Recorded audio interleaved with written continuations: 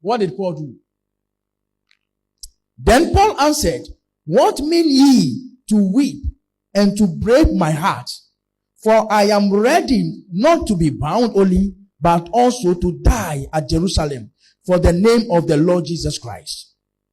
And when we will not be persuaded, we cease, saying, the will of the Lord be done.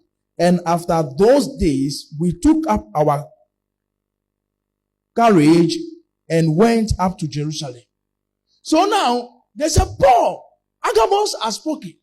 He said, when you go to Jerusalem, you'll be bound. Paul said, why are you crying? I must go to Jerusalem. If even it would take me to die, I must go to Jerusalem. Paul didn't listen to what the prophet said. Now, I want you to know something. It didn't mean that Agabus lied. No. What Agabus said was true. What Agabus said was true. And what Paul also said was true, because Paul knew he has to go to Jerusalem. It was part of his destiny. Listen to me attentively. This is where most of the New Testament prophets don't want to understand. Destiny does not depend on visions. Are you listening to what I'm saying? Why? If we read down, you realize that Paul now said to the church of Corinth, he said, we see in part, we know in part, and we prophesy in part. So prophecy is just a part. So you cannot make a very great decision based on prophecy. You can't make a decision of destiny based on prophecy. You should know your purpose. As a child of God, you should know your purpose. Paul knew his purpose. Paul must go to Jerusalem. Paul must present the gospel to Jerusalem. Agabus said, no, the Spirit of God says you'll be bound. But they didn't understand. The Spirit of God didn't say, don't go to Jerusalem.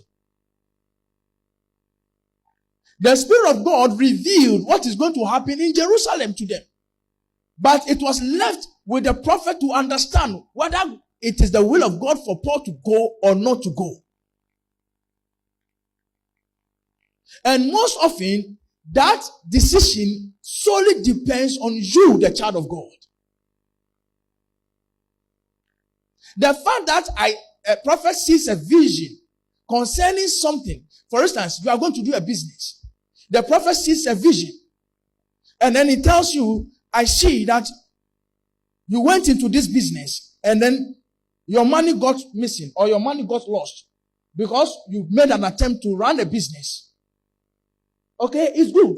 He has seen right. But is it God's will that you go and do that business? That is the question that the prophet cannot answer.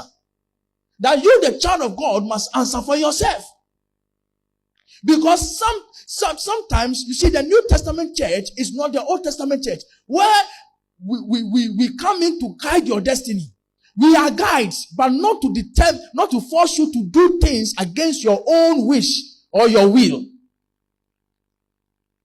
So you must know what God is telling you to do. You must know your own purpose.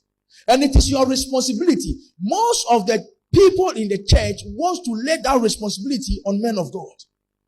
I'm not the one to tell you what to do. I'm not the one to tell you the kind of man you have to marry. That I bring a man to you, I say, marry this one, because God is saying, marry this one.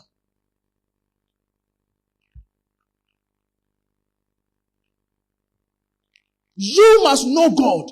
In the New Testament church, we are here to help you know God for yourself.